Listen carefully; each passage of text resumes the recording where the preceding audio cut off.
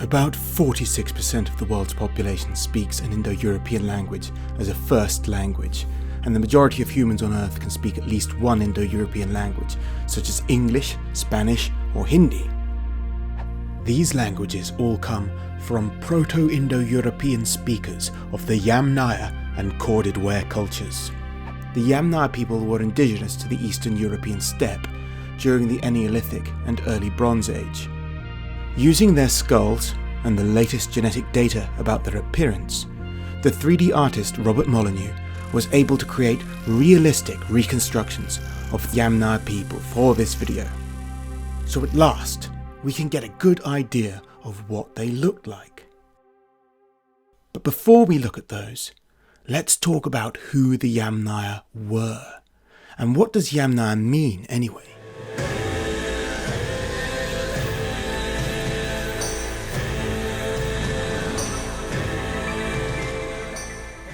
The name Yamnaya was given to them by archaeologists and simply means related to pits, because these people buried their dead in pits, sometimes with stairs leading down into them, and usually with an enormous barrow, also known as a kurgan, erected on top of them. The dead and the pits are sometimes sprinkled with red ochre, such that the Yamnaya culture is also called the Late Ochre Grave culture. And they're typically oriented west-east, lying on their backs with their knees raised, although later on their dead were sometimes buried on their sides. The high-status males are often accompanied by weapons such as stone axes and bronze daggers. Bronze weapons would have been elite status symbols, as stone was still widely used for many tools and weapons. While the first iron smelting is generally associated with Hittite Anatolia, from as early as 2000 BC maybe, there were actually experimental examples of smelted iron blades and pins from the early Bronze Age steppe centuries earlier. This shows Yamnaya blacksmiths were pioneering innovators, and that their historical significance is undervalued. Some of the barrow burials were accompanied by stone stelae, which give us some insight into the way these people looked. They are depicted with multiple weapons in their belts, or with shepherd's crooks, sometimes wearing tunics and sandals, other times naked, except for a belt, and shaping their beards into points, just as the Vikings did. At least 300 stelae have been found in Yamnaya and catacomb barrows in the North Pontic steppes, usually reused as grave pit covers. It is impossible to say whether these stelae represent gods or ancestors, or whether these people even thought that distinction was meaningful.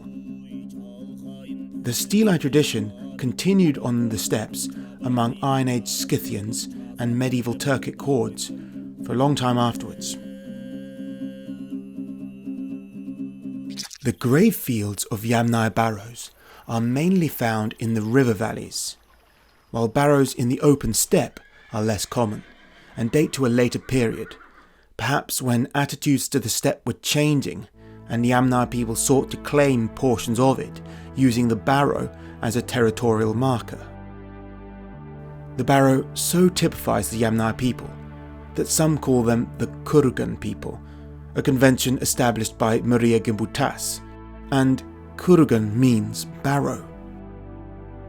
The barrows spread with Indo-European languages, such that ancient Greeks, Celts, Vikings, Slavs, Anglo-Saxons, Scythians and others preserved the custom for thousands of years after the Yamnaya disappeared.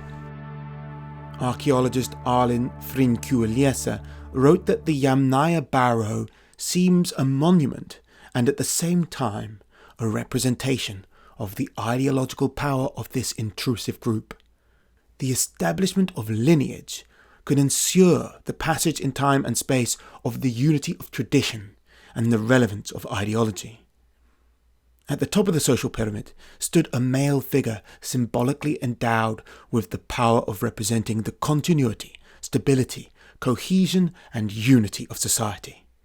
The homogeneity of this funerary phenomenon was visible for more than half a millennium and preserved the same coordinates until the end of the evolution of this tradition. We can assume that heredity, descendants, was an important landmark in the Yamnaya society. The culture was preceded by other archaeologically and genetically similar ones, such as Sredny Stog, Repin culture around the Don, and further to the north, toward the Middle Volga, the Falinsk culture. The skulls of people around the Volga in the late Stone Age are very robust. If anyone has a skull like this today, then you had better hope he is in prison, because he is likely a dangerous man. Yamnaya skeletons are not quite as robustly built, nor their skulls typified by such robust features, but they are still pretty robust. Look at the chin on this Yamnaya guy's skull. He almost reminds me of Giga Chad. The Yamnaya spread rapidly across the Pontic Caspian steppes between about 3400 and 3200 BC. Then, from 3000 BC to 2500 BC, it pushed westward into Romania and Hungary. David Anthony, a renowned expert on Indo-Europeans, notes that Yamnaya settlements are limited to the region west of the Don River in Ukraine. But the eastern Yamnaya territories, east of the Don in South Russia, are devoid of settlements, and that this is most likely because the eastern Yamnaya were more nomadic, living out of wagons and tents. The Yamnaya expanded northeastward up the Volga and also west towards the Carpathians and the area north of the Danube in modern Romania as far as Transylvania, and also further west even into the plains of Hungary. Despite being genetically very homogeneous, the skull type varies among Yamnaya people, with northeastern Yamnaya towards the Volga exhibiting dolichocephalic skulls, while Yamnaya nearer to the Black Sea are brachycephalic, meaning they have rounder skulls. Males and females are typified by straight foreheads, broad faces, prominent nasal bones, and straight jaws. The males have prominent brow ridges. The east-west divide among Yamnaya peoples is evident not only in their skulls, but also in the impressions of cultivated grain found in Western Yamnaya pottery, which are absent in Eastern Yamnaya pottery. Those in the west had stronger contacts with their semi-urbanized neighbours of the Neolithic Cucuteni Trapilia culture, and so grain formed a larger part of their diet. While Eastern Yamnaya remained less civilized and maintained contacts with forager peoples in Russia. The massive skull type of Yamnaya males is not typical of any people alive today, but tallness is most common in Northern Europe, where levels of Yamnaya admixture are higher, and height correlates with increased Yamnaya ancestry among Europeans. However, the average male Yamnaya height varied from 170 to 177 centimetres, which isn't that tall today, but was tall for the time, especially compared to contemporary farmers of Western Europe. Wait till you see the... However, at least some of the Yamnaya were a lot taller. A male Yamnaya skeleton found in a barrow in the village of Vitrino in Bulgaria has been dubbed Hercules by the locals. Judging by femur length, they can be certain he was at least 190 centimetres tall, and possibly taller. A new study this year looked at the DNA of Estonian people and found that the genomes of taller individuals tend to be more similar to Yamnaya. They also found that Yamnaya ancestry correlated and is linked to higher rates of cholesterol, and stronger bodies, and larger hip and waist circumferences. Yamnaya DNA was also linked to dark hair and eye colour in modern Estonians, and by inference other Northern Europeans, and also with lower rates of caffeine consumption. genetic analysis reveals that Yamnaya people were light-skinned, like Europeans, but were darker than the average Northern European is today. A 2017 study by Haid showed that Yamnaya inherited the allele associated with blonde hair from their ancient North Eurasian ancestors. They also had genes for blue eyes inherited from Western hunter-gatherers. However, all of the Yamnaya skeletons tested are predicted to have brown or black hair, and most have brown eyes, suggesting that blue eyes and blonde hair were both rare among them. But over the course of the Bronze Age, Yamnaya descended peoples underwent selection pressure that favoured lighter skin and higher rates of blonde hair and blue eyes, meaning that these dormant genes were more commonly expressed by the Late Bronze Age, even though they had been present long before. This is why Europeans with lighter skin and blonde hair are likely to have more Yamnaya DNA than darker Europeans, even though the Yamnaya themselves were less fair. This first reconstruction is of a Yamnaya male interred in the lower Volga region in the eastern Yamnaya territories. His features are also notably robust, particularly his chin and brow, but his skull is long, typical of the dolichocephalic eastern Yamnaya type. The artist Robert Molyneaux used photos of the skull to create a 3D model of it to work from. Then, following the revised Gerasimov method described by Ulrich and Stefan, he was able to calculate precise flesh thickness around each part of the skull.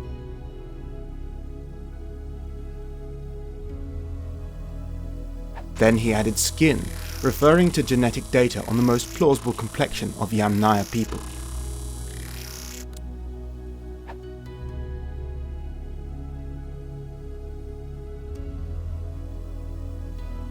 We have reconstructed him with brown eyes and dark hair, which is statistically likely for his people, although we don't have his personal DNA to check what colour hair he specifically had.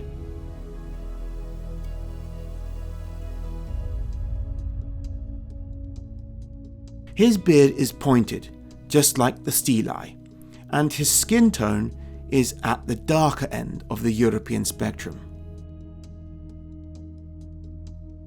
Compare him to this more western man from Novo-Alexievka near the Crimean Peninsula in Ukraine.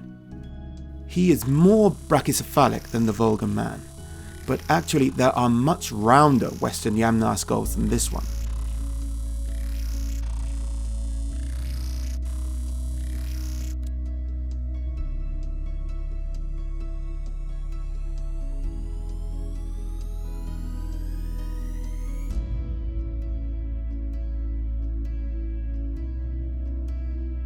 We have depicted him with silver hair coils, as these are found in numerous Yamnaya burials, although we cannot know for sure how they were really worn.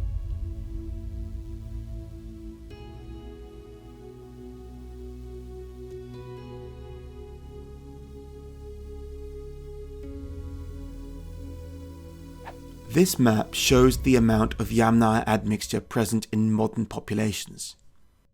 It is highest in the parts of northern and eastern Europe, which were less densely populated when Yamnaya-related peoples, known by geneticists as Western Steppe herders, spread across the continent between 5,000 and 4,200 years ago. The southern regions were also impacted by invasions of Yamnaya-related peoples, such as the Catacomb culture and the Belbeaker folk, but the population replacement was not as extreme as it was in places like Britain, where it resulted in over 90% of the population being replaced by Belbeaker folk from Holland. David Anthony wrote that the rapid spread of Yamnaya peoples suggests a competitive advantage and an aggressive exploitation of it. More recent studies give us hints at what these advantages were. We have already established that they were taller than their neighbours in the west, but they also seem to have been more warlike. Neolithic Europeans had stone axes and stone-tipped arrows and are known to have slaughtered each other, so they were no pacifists. But the presence of weapons in Yamnaya burials, some of them made from state-of-the-art bronze, hints that perhaps these were a particularly warlike people, even more so than Neolithic Europeans. In Eulau, Germany, a mass grave of late Neolithic globular amphora people was found, who it is presumed were massacred by the Yamnaya-related corded ware invaders of the time. This video is sponsored by GTHIC, which is an online jewellery retailer selling unique handmade jewellery. They're celebrating their 2nd anniversary, so there's a sale on. They kindly sent me these items for me to wear, and I can tell you they are of a decent quality. If you want Viking and Gothic jewellery, get yourself over to GTHIC.com for the best Norse-themed and Gothic jewellery. And use discount code JIVE20 to get 20% off. But the success of Indo-Europeans may not be entirely down to sheer force of violence.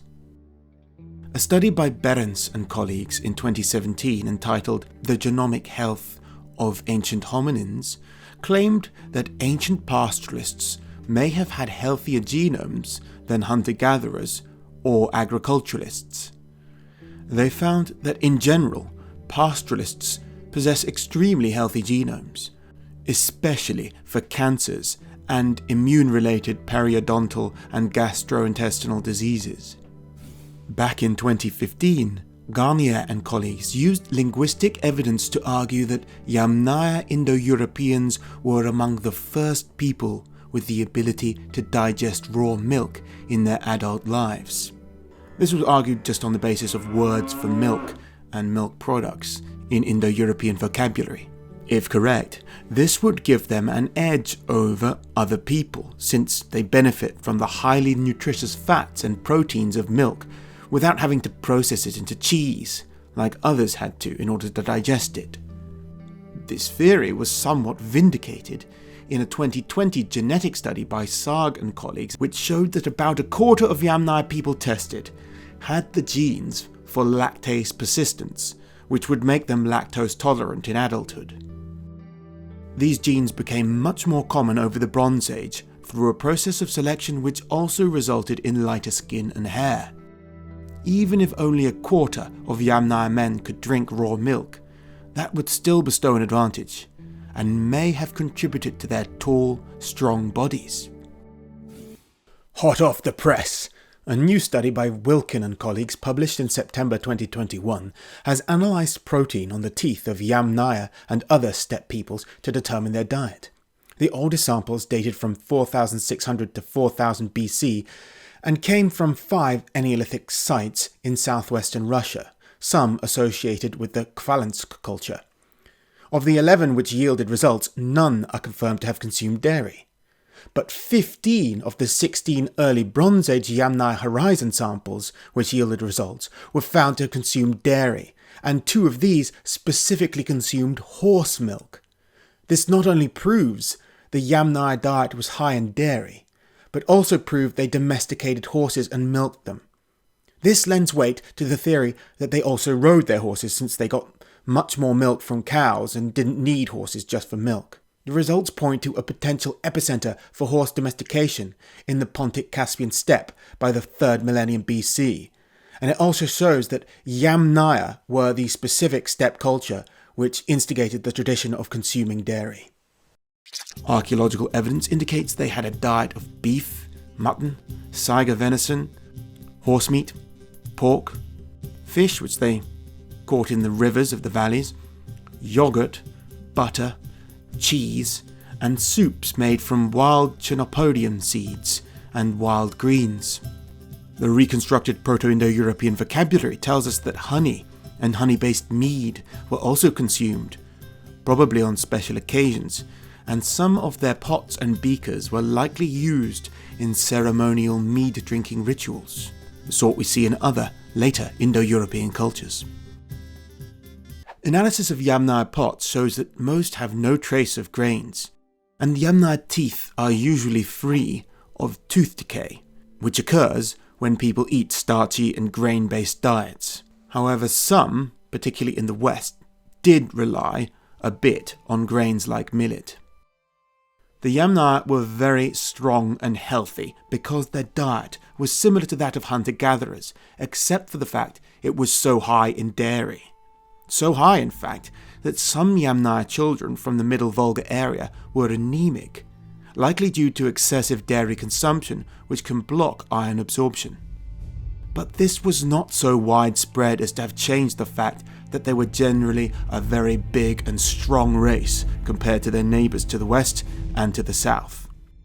It has been argued by some scientists that Yamnaya carried some immunity to the plague virus, which they carried into Neolithic Western and Northern Europe, devastating the indigenous populations.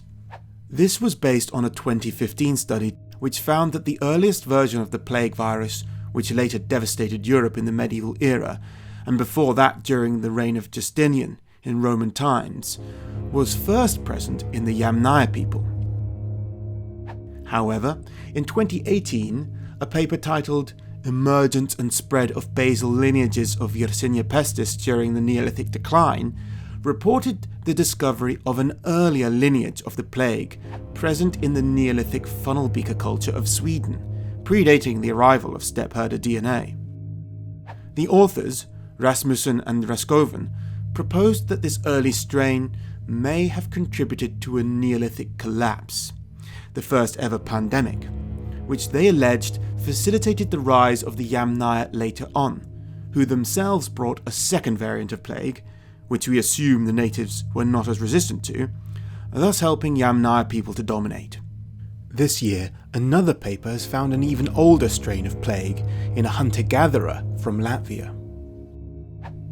I personally think that the role of plague in the spread of steppe herder DNA over the Bronze Age is exaggerated and lacks evidence. Another advantage that can explain the success of Yamnaya people was their mobility. The weather on the steppes became warmer and drier at the end of the Neolithic between 5,000 and 5,500 years ago. How dare you! And this may have contributed to the shift to transhumance among the sheep-herding pastoralists of the region. The Yamnaya people became more mobile, using wagons to move their homes with the seasons and drive their sheep and cattle to seasonal pastures, driving their herds on the open steppe in summer and frequently moving them around during the winter, often through the sheltered and forested river valleys. Anthony writes, "The behaviour that really set the Yamnaya people apart was living on wheels. Their new economy took advantage of two kinds of mobility: wagons for slow bulk transport, water, shelter and food, and horseback riding for rapid light transport, scouting for pastures, herding, trading and raiding expeditions. Together, they greatly increased the potential scale of herding economies." David Anthony has essentially argued that Yamnaya people invented and pioneered this way of life. Reconstructed linguistics show the Proto-Indo-Europeans had words for horses and wheels, and the Yamnaya archaeology confirms that they did have access to both, but they didn't invent wheels or wagons. The oldest image of a wagon is on a clay cup, securely dated to 3,500 to 3,300 BC from Proto-Indo-European in southern Poland. And the oldest wheel ever found was in the Ljubljana marshes in Slovenia, dated to approximately 3,150 BC. So it seems possible wheels and wagons were invented in Eastern Europe, in which case Yamnaya took this technology from their neighbours to the west. However, many insist, despite lack of evidence, that Middle Eastern people surely invented wheels and wagons even earlier, in which case Yamnaya could have learned the technology from someone to their south, most likely the Maikop people. The largest concentration of Yamnaya wagon burials is in the region adjacent to the steppe Maikop culture. So there is that. In any case, the wheel and wagon were both essential to the Yamnaya culture, not only for practical purposes like moving their tents and belongings, but also as part of their funerary customs. Wagon burials are found in all Yamnaya territories, but among the furthest western Yamnaya, near the Danube, the custom seems to have been associated mainly with female graves. The oldest excavated wagon graves in the steppes are radiocarbon dated to about 3100 to 3000 BC, but it is unlikely they were the first wagons on the steppe. Wagons were likely on the steppe before a wagon-dependent Yamnaya culture ever developed. The wagons were not necessarily drawn by horses either. People in Eastern Europe and the Middle East who used wagons at that time, and earlier than Yamnaya did, drew them with oxen. But the Yamnaya were among the first people in the world to ride domestic horses. It was previously believed that the Batai people in Kazakhstan were the first to domesticate horses, but DNA evidence shows their horses became the modern Przewalski's horse breed, which lives wild in Mongolia today. A new paper by Taylor and Ortiz says that there is no solid evidence the Batai ever domesticated their horses. All modern horse breeds take only about 2% of their DNA from Batai horses, and descend mainly from another group of domesticated horses, which in all probability are related to those of the Yamnaya. Now when we get to later cultures in the Bronze Age, the Yamnaya and Sintashta, the advantage might well have been considerably greater, that it might have been much heavier equestrian use of horses, allowing them much faster transportation, better trade, but also considerable military advantage over other people, allowing those cultures to spread. And we know that both those cultures did major spreading, so it could have aided them in their conquest of other areas. They were quite clearly seen by those people as something of a status symbol, particularly in the later cultures. The horses are often buried in graves, illustrating that they were a high status thing to have. So if you start combining military prowess, warrior peoples with that, you can see how that develops into a completely different sort of culture that is engaged in conquest. And it may well have helped them spread their form of technology and language, etc. around. The whole question of the status of the horse with the Yamnaya is actually not completely clear. There is no question that the Yamnaya had some horses in their faunal assemblages, but there's actually not such good evidence as to exactly how they were used. So what do we know? We know the Yamnaya had wheeled vehicles. They weren't chariots, they were heavier, solid-wheeled carts. Those carts could have been pulled by horses, but they could equally have been pulled by oxen. We very much suspect the horses in Yamnaya are domestic ones, because of the way they appear in the assemblages, and they might well have been used in assisting them in herding and transport. But it is much less obvious in Yamnaya at the current level of research as to exactly what the role of them is. We equally don't know much about the genetics yet of Yamnaya horses, and we will do very shortly. I mean, within a year, probably less than that, within months, we'll know a lot more about the genetics of Yamnaya horses. So it's not entirely clear to what extent the horses were spread by the Yamnaya or by Bronze Age peoples following them in terms of their interaction with European horses. But that is something we will know very shortly. I recently made a video about the importance of horse sacrifices in Indo-European cultures, where they generally seem to relate to the cult of the king. This custom undoubtedly originates in the Yamnaya culture. A Yamnaya barrow near Tsatsa, south of the Volga, contained a horse skull, likely from a sacrifice.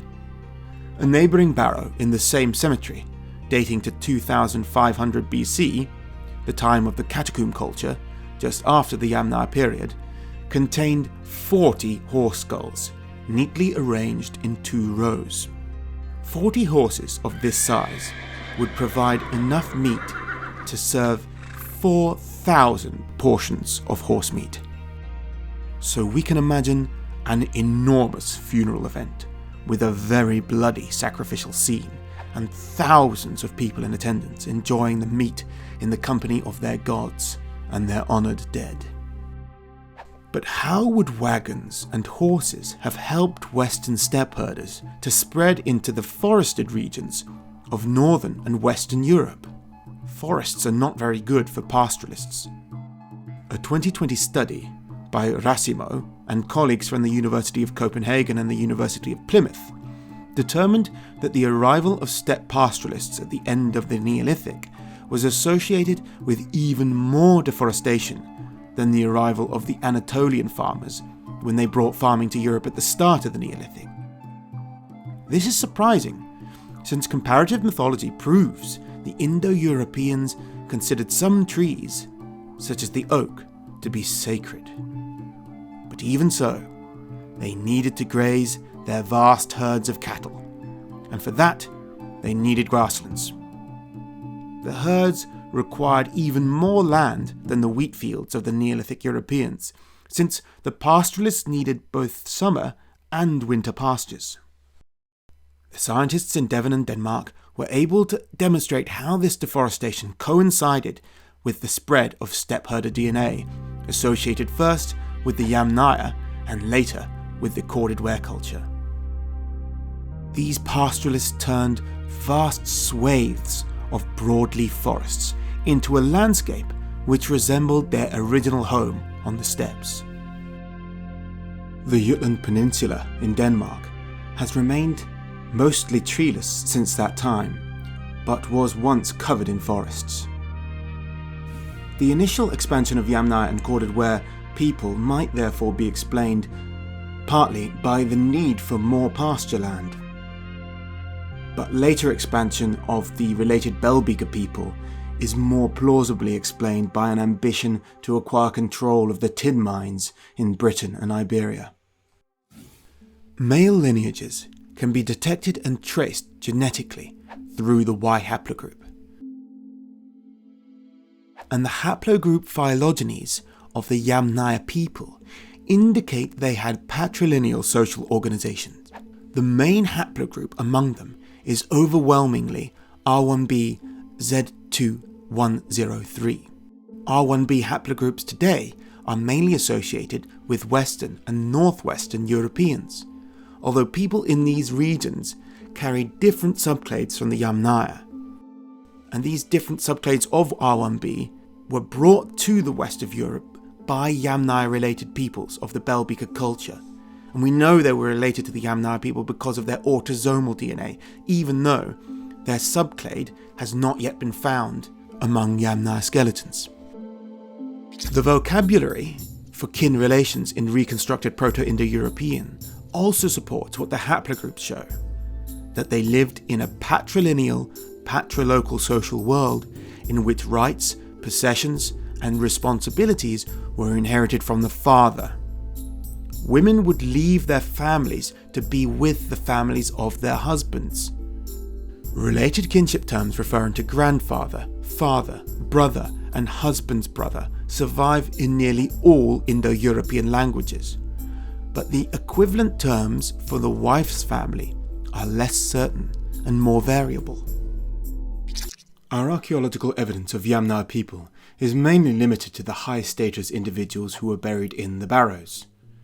This might somewhat distort our idea of them as a people, but the barrows don't always just contain one man. Frequently there is one person in a central burial, and a few other adults and children are buried adjacent to them. Children never take the central place in a barrow, but women sometimes do, which shows that despite having a patriarchal, warlike culture, certain women held high and respected positions in Yamnaya society. The prominence of women in barrows varies regionally. In the lower and the middle Volga regions, 80% of the Yamnaya graves contained males, suggesting a more patriarchal regional culture for the Volga-Ural region.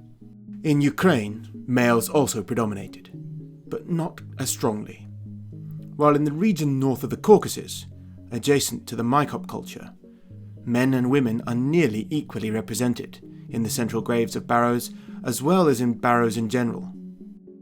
Perhaps this is due to the influence of a less patriarchal Mykop society in the Caucasus. It is worth noting, though, that even in the Volga region, the central graves in barrows were not always occupied by men. So even in the most Grug-like Yamnaya territories, they knew how to respect women. Since at least 2015, genetic evidence has conclusively proven the steppe hypothesis to be correct, at least insofar as the steppe is the source of the majority of Indo-European languages in Europe and Asia throughout history. However, Sir Colin Renfrew's Anatolian origin hypothesis, which he himself has abandoned, lingers on in a new form among the very geneticists who disproved his theory.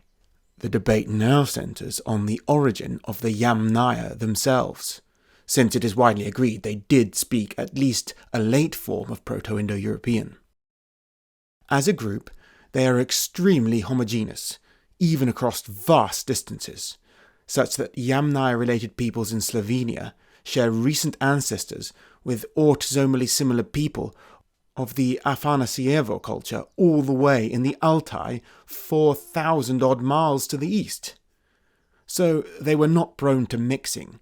However, their genetic profile can be modelled as a two-way mixture event between indigenous hunter-gatherers from the Volga region, known as Eastern Hunter-Gatherers, or EHG, and another population from the south, who were related to people from the Caucasus, and are thus named Caucasian Hunter-Gatherers, or CHG. But where did the CHG signal in Yamnaya people come from? The paternal lineages of Yamnaya-related peoples can be attributed without controversy to the EHG people, who can be identified as a people who lived near or on the steppes in the Mesolithic. But the origin of the CHG-related signal is yet to be conclusively proven.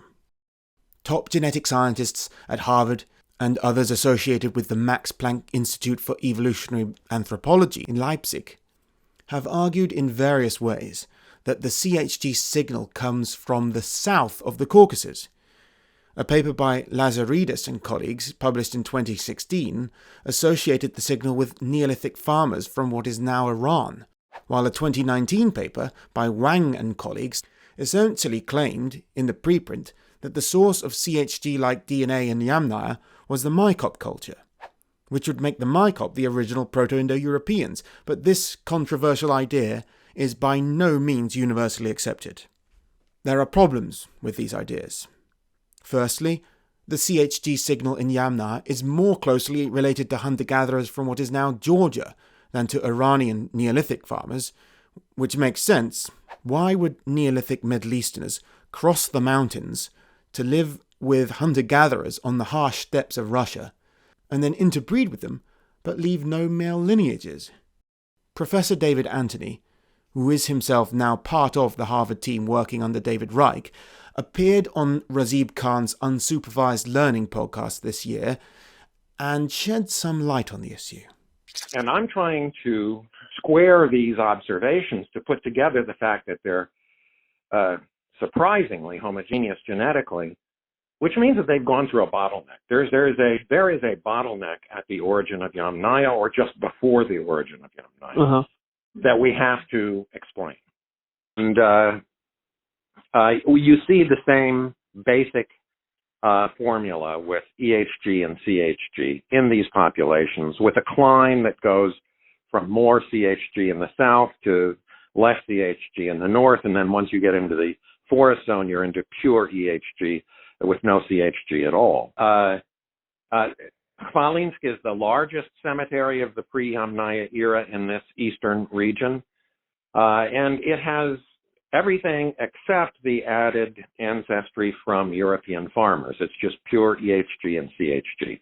And you can see these two components coming together from the north and the south. The pre-Yamnaya population was admixing as a process between northern forest-derived population coming down these ribbon-like river valleys and a southern derived population that we actually don't have the origin of yet.